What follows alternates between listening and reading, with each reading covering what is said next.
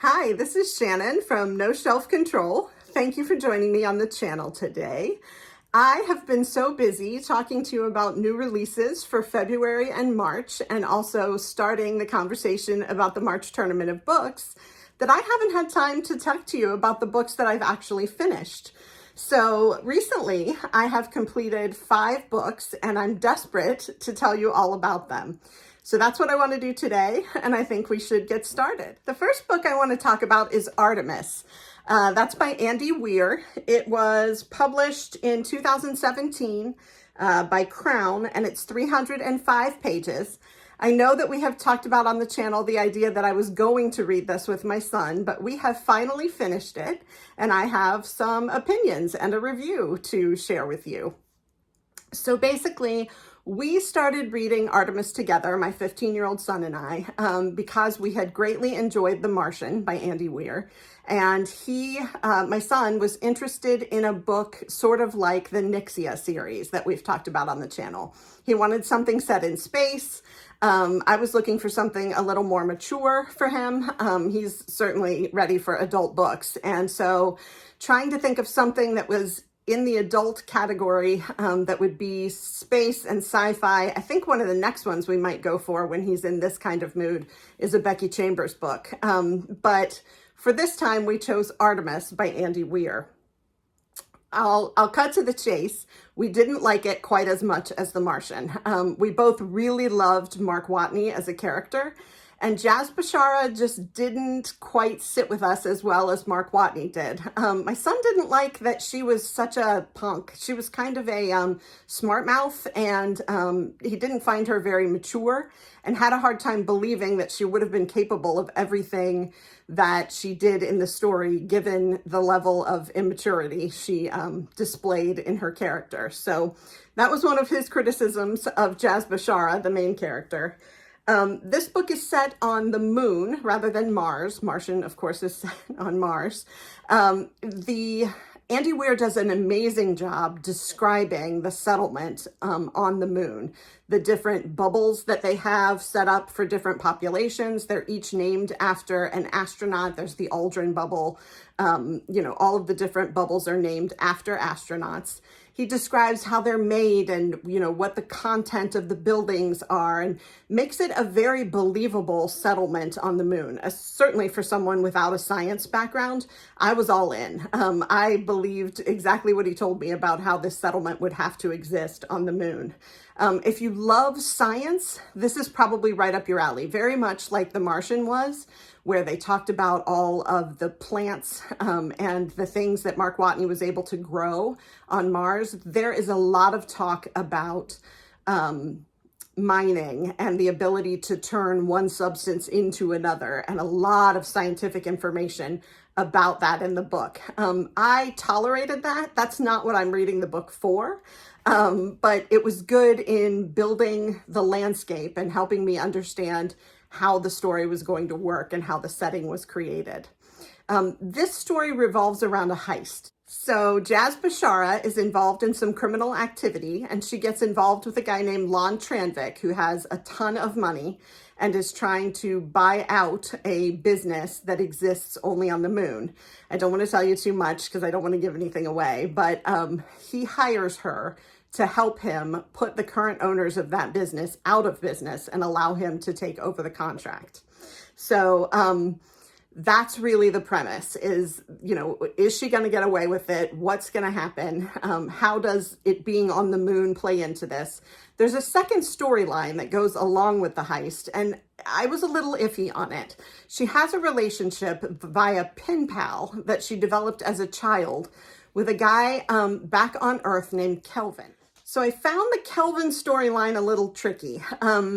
He's a great character. She met him when she was young. He's a pen pal. They correspond. Found out a lot about her and how she grew up because of the back and forth of pen pal letters between her and Kelvin. But really, I felt like Kelvin was just a construct to give her a connection to Earth so that she could get the materials she needed, have that Earth set up so that in both her smuggling and the heist, she would have a connection back to Earth. So I didn't really know how much the Kelvin storyline contributed to the overall story. And I felt like it was just sort of slapped in there to serve a purpose. So that was not my favorite part of the book. I just didn't really see the relevance. A couple of other things you should know about the book. There is a lot of foul language. If you read The Martian or watched the movie, Mark Watney was definitely a fan of foul language, and so is Jaz Bashara. There's a lot of sexuality and sexual commentary. If you have any concerns about that kind of stuff, this is a book you'll want to steer away from. I have no concerns about my 15-year-old being exposed to that kind of language or that kind of topic. But if you are, it's definitely something you're going to want to stay away from, because there's a lot of swearing and a lot of sort of extraneous sexuality that happens in the book. I also was curious, as a pretty progressive woman and a sex positive woman, I felt like there was a significant part of the book that was slut shaming. Jaz Bashara has a lot of sexual encounters, not necessarily in the book, but they're referenced all the time. And I felt like there was a lot of judgment placed on her sexual history that would not have been there if she had been a male character. And that bugged me. It really bugged me in part because I was reading with my son, and I want him to have the sense that women have the same sexual freedoms that men do, and that if we're not going to judge men for being, polyamorous or, having a lot of sexual partners, then we shouldn't be judging women for that either. And I felt like there was just a lot of judgment from her father, which I could see, maybe a dad has a different perspective on someone having a lot of sexual partners, but the tone of the book, every time Jaz's sexual proclivities were mentioned, it was with some sort of criticism. So that bothered me. Overall, we gave the book a 4 out of 5. We enjoyed it. We read it through to the end. It was intriguing and enticing and kept us going. There were concerns that we had about it. There were things that we didn't love. Didn't love the main character as much as we might have. Felt like the Kelvin construct was a little bit thin. And the slut shaming bothered me. But really a good story that, I think that if The Martian and sci-fi kind of books are up your alley, it's something that you would enjoy. So that is Artemis by Andy Weir. The next book I want to talk about is actually 2 books, and they are by Maggie Smith. My son actually encountered Maggie Smith in his English class this year and introduced me to her. I had not read any Maggie Smith.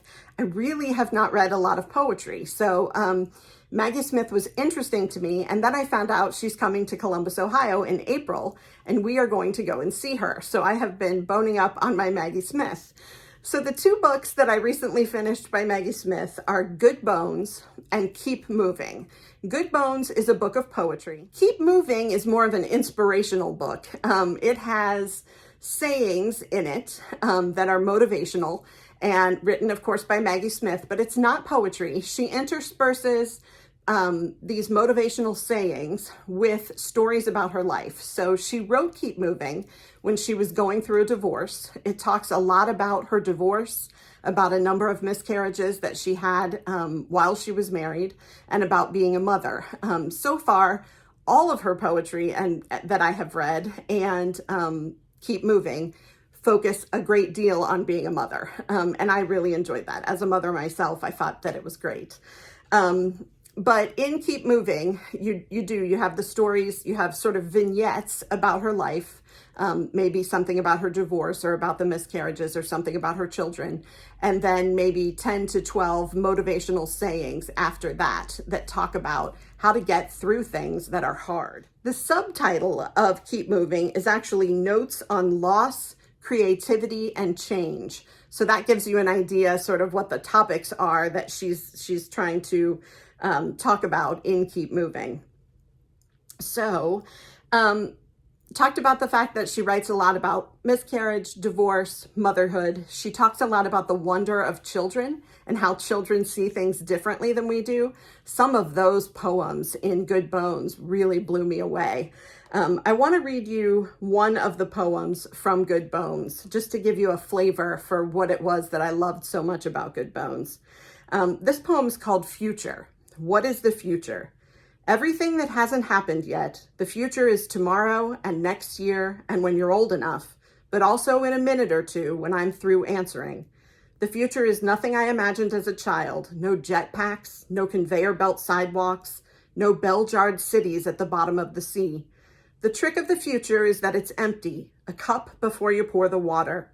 The future is a waiting cup, and for all it knows, you'll fill it with milk instead. You're thirsty. Every minute carries you forward, conveys you into a space you fill. I mean, the future will be full of you. It's one step beyond the step you're taking now, what you'll say next until you say it. So that's a Maggie Smith style poem in my mind, and something that I really loved. I love how she speaks to the reader. I love how her language is plain, and she speaks to you like a friend. And I just really enjoyed that poem and a number of the others. Her writing is not esoteric at all. I didn't have to work to understand it. And sometimes that's why I choose not to read poetry. I don't want to have to work very hard to understand what I'm reading. Sometimes I'm willing to do that, but not always. And I tend to shy away from poetry because of that. She is from Ohio, which is why I suppose she's coming back to Ohio in April to speak, and I'm really looking forward to seeing that. Keep Moving, the motivational book, is really for anyone who's going through a loss of any kind.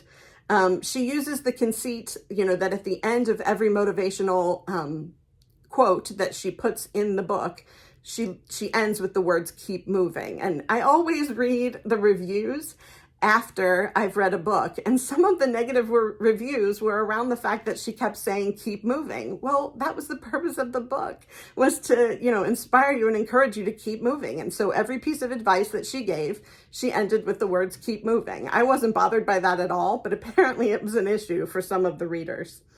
Let's see.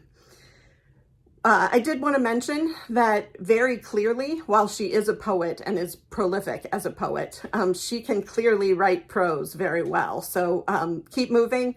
The vignettes are not written as poetry. They are written as prose, and they are very good. They're intriguing. I could have read more of those vignettes and fewer motivational sayings and been perfectly fine, but I loved the book Keep Moving anyway.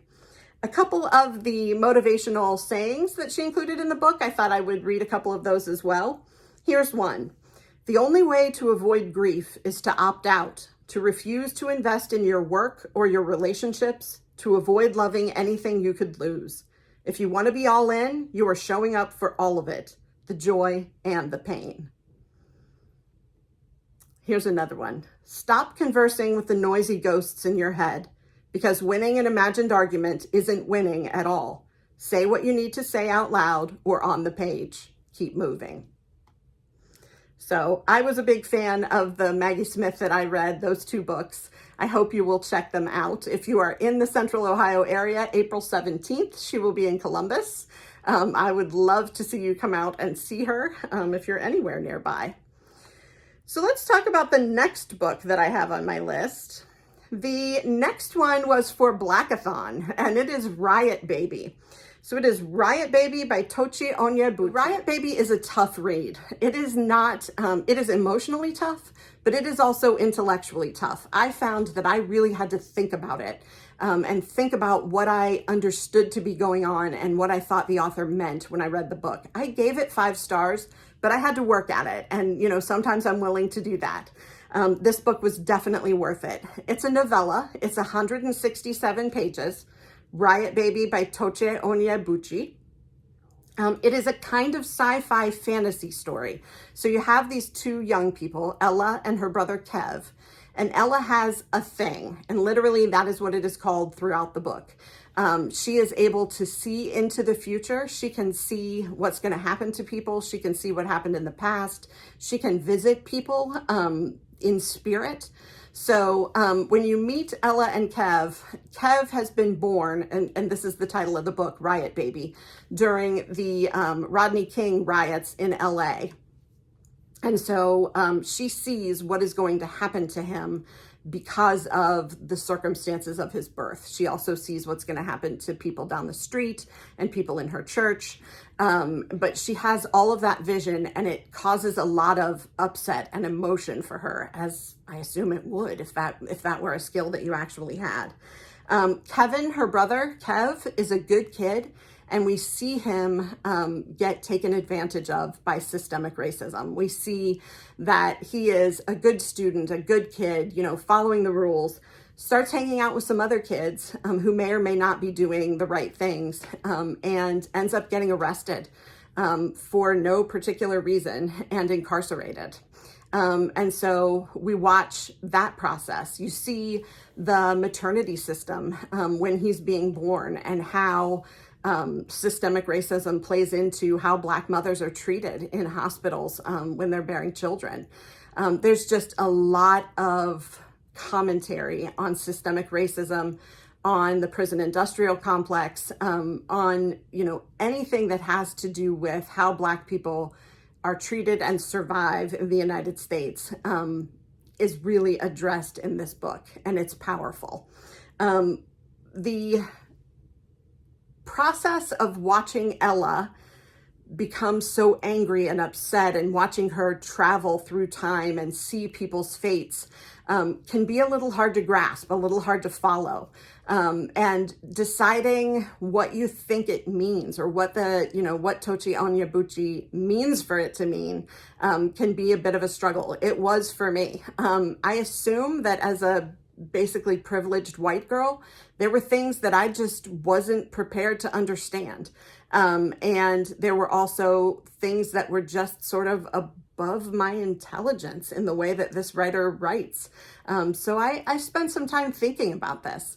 One of the things that I did come to on my own is that I think part of what happens to Ella, part of what we're seeing, is that she behaves differently because she's the oldest child.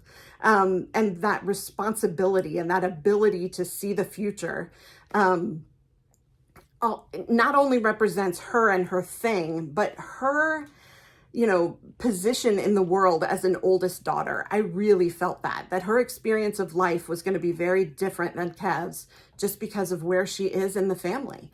I experienced that in my life. I see that in other people. And I wonder if the author had any sense of, putting her in that position because she's the oldest child, and really making concrete what it is to be the oldest and to see things differently and more clearly than your siblings. But I love what Tochi Onyebuchi has to say in this book. He compares systemic racism to an algorithm, and says that basically we choose who is innocent and who is guilty simply as we would if we just used an algorithm. Basically, if you are Black, you are guilty. If you are white, you are innocent, and it is that simple. So there are a lot of things that come out of this book like that will stick in your head and give you the opportunity to really think through, what does that mean to me? What do I think of that? And how can this make me a more knowledgeable, wise, informed, citizen of the world? So I really enjoyed this book. I gave it 5 stars, as I said, but there is some intellectual work to be done to get through it. I was sad that it was only 167 pages, but also happy that it was only 167 pages because I had to work really hard to understand what this book means. So that's what I know about Riot Baby. The last book I want to talk about is very different. It is called Vacationland by Meg Mitchell-Moore. So you may notice a bit of a wardrobe change here in the middle of a video. I managed to film the entire section about Vacationland without turning the camera on. So I had to come back to it today after having already changed my clothes and my hair color to let you know about Vacationland as part of this video. So Here we go. Vacationland is definitely a lighter book than Riot Baby. It is a fantastic summer read. It is about two women, one named Louisa, who lives in New York City. She is a white, rather privileged woman from New York City who has family. Her mom and dad have a house in Maine that she and her children and husband usually visit every summer for a couple of weeks. This summer, she and her husband are having some difficulties, and she and the children have gone to Maine for the entire summer. She's trying to finish writing a book that she is on deadline for, and is hoping that getting away to Maine with the kids will allow her to do that. The other primary woman in the story is named Christy, and she has arrived in Maine from Altoona, Pennsylvania. Her mother has just passed away, and that's really all we know about her when we meet her. She's pretty free and easy. She's rented a cheap apartment. She has gotten a job as a waitress there in the sort of touristy area on the Maine coast. And but she starts to hang around the vacation house that Louisa and her family own. And we're wondering sort of, why is she hanging around this house? What's the secret, that she has, or that the family has, that is bringing Christy to want to sort of stalk this house a little bit? I won't let you know what the secret is, because I don't want to give that away. But throughout the course of the book, we learn that Louisa's dad, the grandfather at the house, has dementia. He is a former state attorney in Maine, and a very big, prominent figure. And he is now suffering from dementia, and her mother is trying to take care of him. They have staff and, help with his care and with the house and with the grounds and everything else. And in fact, Christy develops a relationship with their groundskeeper, Danny. So one of the things that you do find in this book is that it explores sort of love from all the different timeline perspectives. So Louisa has 3 children, Maddie, Abigail, and Claire, and they are probably 14, 12, and 7. And we see Maddie develop his first crush and get his first kiss on the beach there in Maine. We also see Christy develop the first blush of love with her partner, Danny, the groundskeeper. We see Louisa and her husband struggling in a marriage that has existed for quite some time. And then we also see Annie, her mom, and her dad at that later stage of a relationship when he's struggling with dementia, and, she is loving and caring for him, but much, at a much later stage in life. So we sort of see a trajectory of love throughout the book amongst these 4 characters. And I thought that was really interesting. It's not the crux of the book, but it's certainly something that we're following these 4 storylines and get to see how love sort of develops over time and the different stages that it goes through. But back to Christy and her secret. We start to have some interaction between Christy and Louisa. They start to run into one another.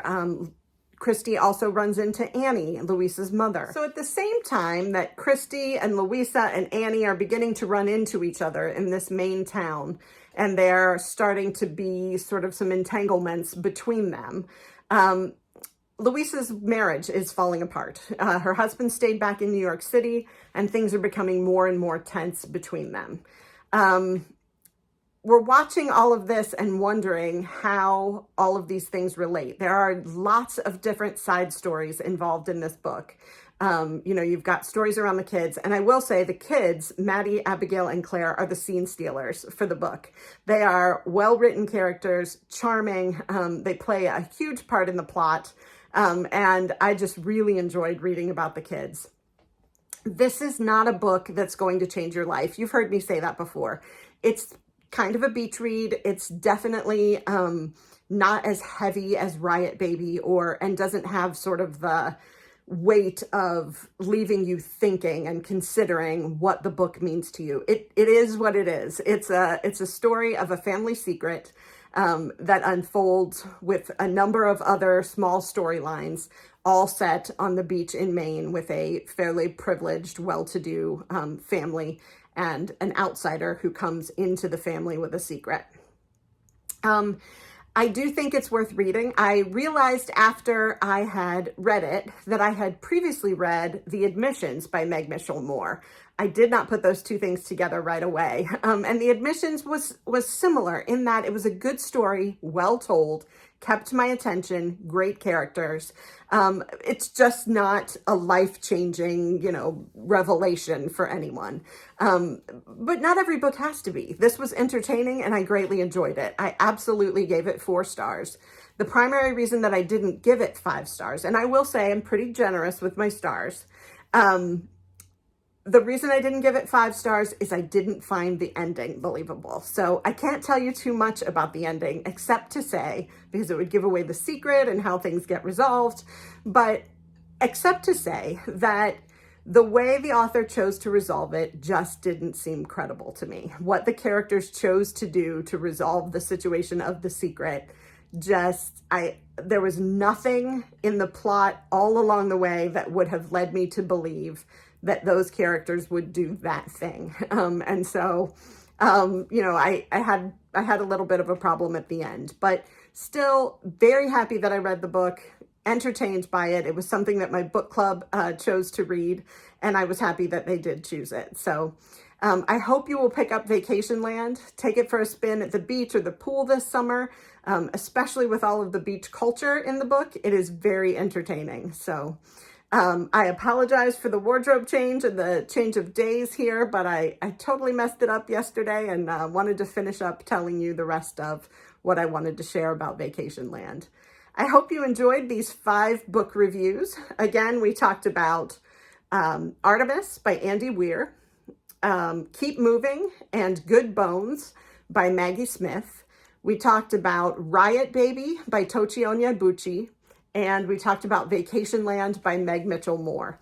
I thought that they were all very good, some better than others, but absolutely loved the poetry and having the opportunity to read poetry for the first time in a long time, and really was moved and forced to think by Riot Baby. So I hope you enjoyed this information. If you enjoyed the video, please click like and subscribe. I will be back with more Tournament of Books videos during the week and some special surprises on the weekends. So I hope you'll continue to join me and we'll talk soon. Thanks.